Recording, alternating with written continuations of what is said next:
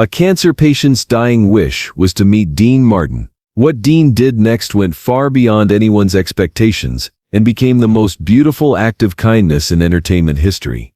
It was November 3, 1968, when the letter arrived at Dean Martin's Beverly Hills office.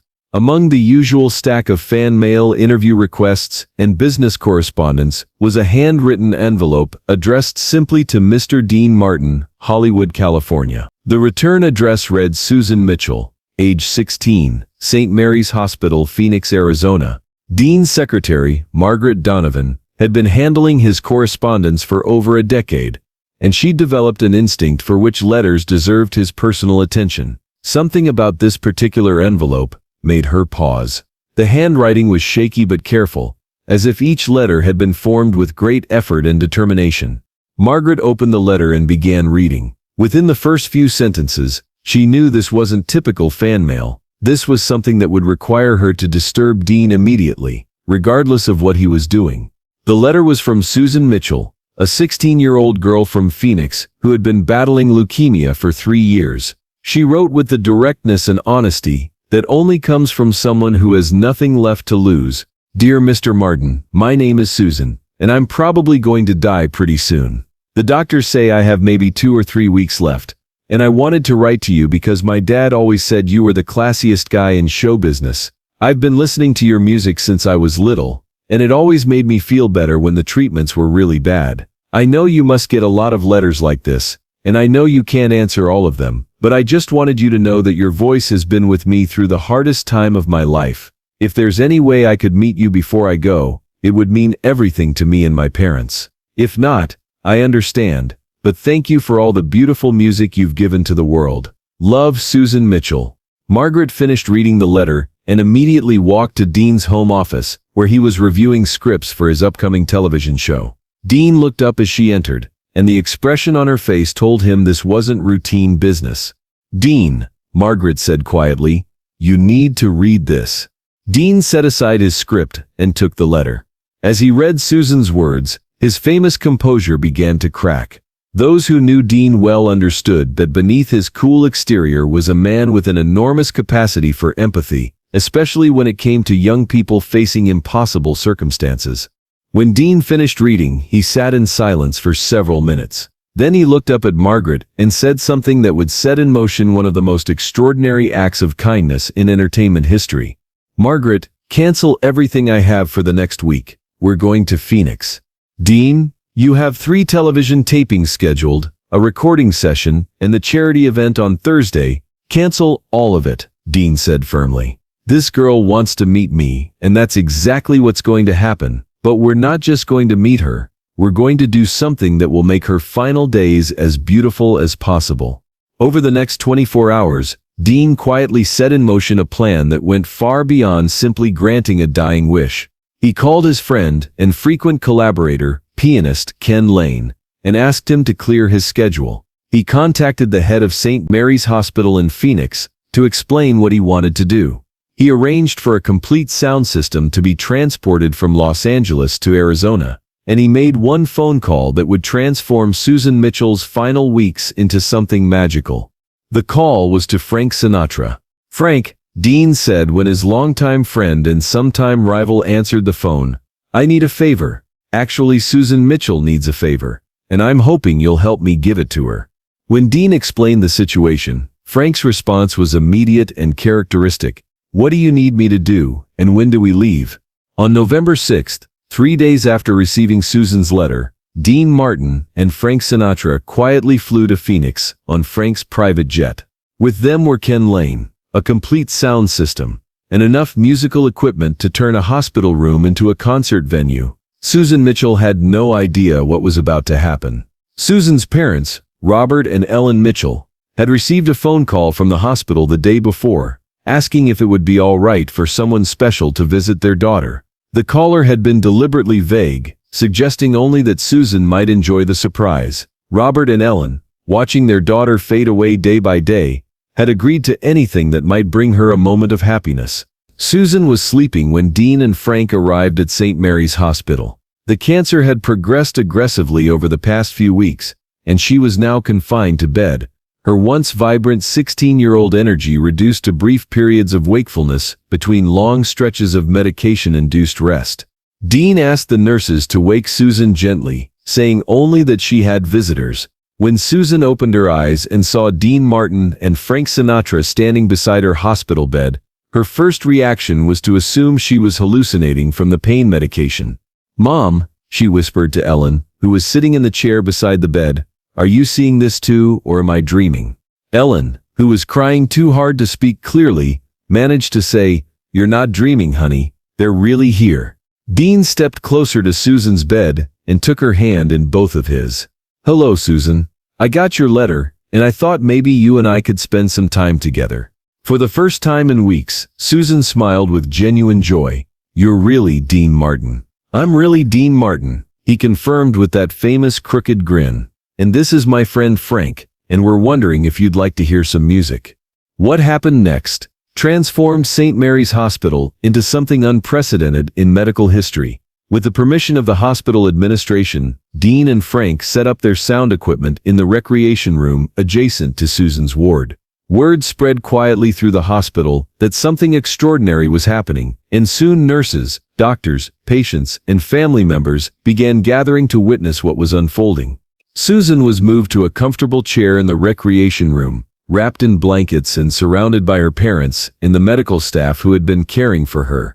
Then Dean Martin and Frank Sinatra, two of the most famous entertainers in the world, performed a private concert for an audience of about 30 people, centered around one dying teenage girl. They sang "That's Amore," "Fly Me to the Moon," "Everybody Loves Somebody," and "My Way." They performed "The Way You Look Tonight" as a duet, harmonizing with the same precision they'd brought to stages around the world, but with an intimacy and tenderness that none of their professional performances had ever matched. But the most extraordinary moment came when Dean asked Susan if she had a favorite song. "I love Moon River," Susan said quietly. "My dad used to sing it to me when I was little." Dean looked at Frank, who nodded and moved to the piano that Ken Lane had been playing. Then Frank Sinatra, who had never been known for sentimental ballads, began playing the gentle opening chords of Moon River, while Dean Martin sang the lyrics with a softness and emotion that brought every person in the room to tears. Halfway through the song, Dean extended his hand to Susan and asked, "Would you like to dance?" Susan, who hadn't been out of bed without assistance in over a month, somehow found the strength to stand. With Dean's arms supporting her, she swayed gently to the music while Frank continued playing, and the entire room watched in reverent silence. As the song ended, Susan whispered to Dean, "This is the most beautiful day of my life." Dean whispered back, "Mine too, sweetheart. Mine too." But Dean Martin wasn't finished. Over the next 4 days, he and Frank essentially moved into St. Mary's Hospital. They performed daily concerts in the recreation room, not just for Susan but for every patient in the hospital who wanted to attend. They visited other children in the pediatric ward, signed autographs, told stories, and brought laughter and music to a place that had seen too little of either.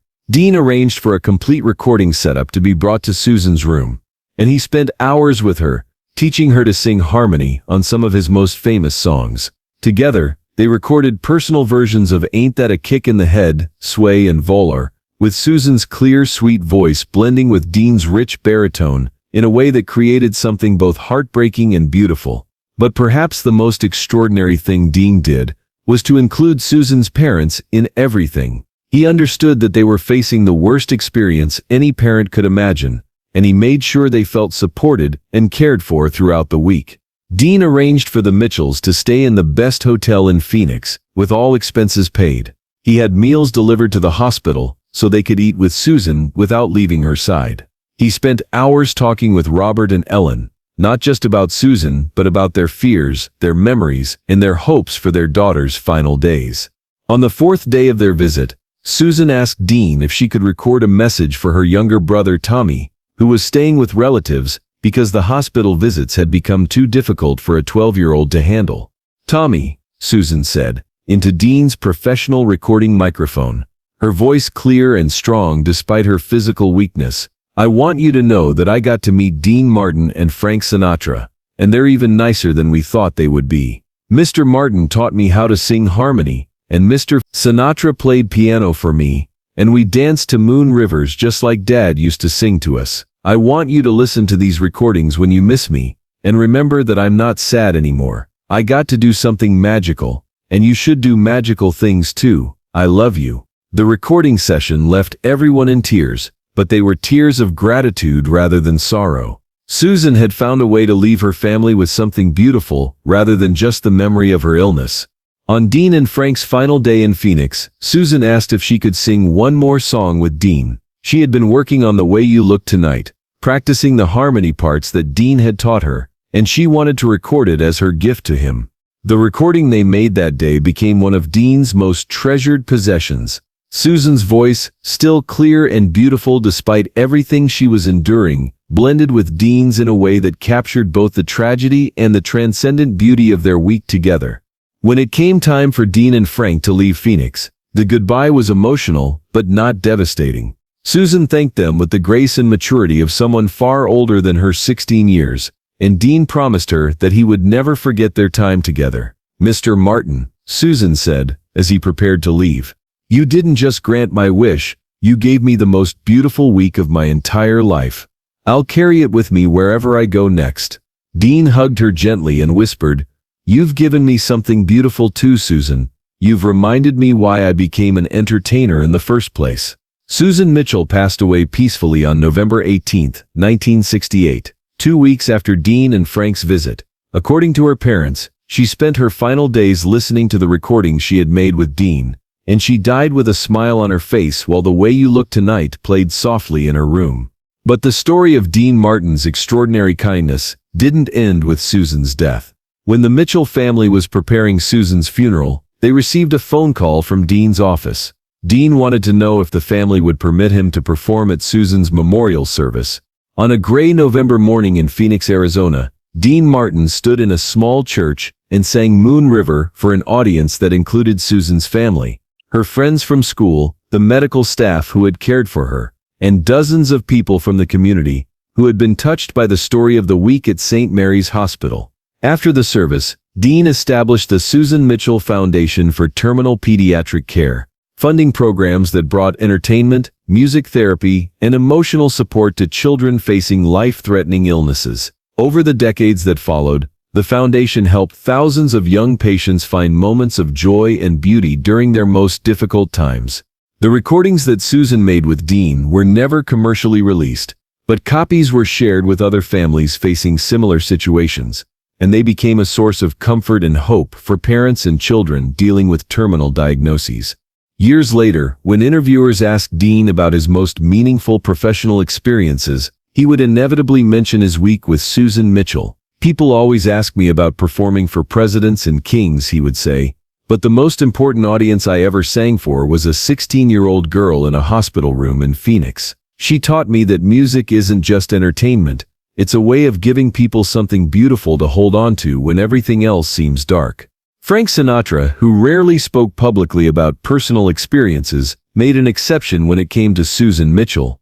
"Dean asked me to help him grant a dying girl's wish," Frank told an interviewer in 1975, "but what I discovered was that she granted ours. She showed us what grace looks like in the face of impossible circumstances, and she reminded us that the greatest privilege of being entertainers is the opportunity to bring joy to people who need it most." The story of Susan Mitchell and Dean Martin became legendary within the entertainment industry, not because it was publicized or promoted, but because it represented the very best of what celebrity and talent can accomplish when guided by genuine compassion. Medical staff at St. Mary's Hospital still tell the story of the week, when Dean Martin and Frank Sinatra turned their workplace into a concert hall, and how one teenager's courage and grace in the face of death inspired two of the world's biggest stars to create something truly magical. The Susan Mitchell Foundation continues to operate today, more than 50 years after its founding, bringing music, joy, and hope to children and families facing the unthinkable. It stands as a testament to the truth that sometimes the greatest performances happen not on stages or in recording studios, but in hospital rooms where one person's kindness can transform another person's final chapter into something beautiful and meaningful. Susan Mitchell's dying wish was to meet Dean Martin. What she received was far more than she had ever imagined. and what she gave in return was a reminder that even in the darkest circumstances, human connection, music, and love can create moments of transcendent beauty that echo long after the last note fades away.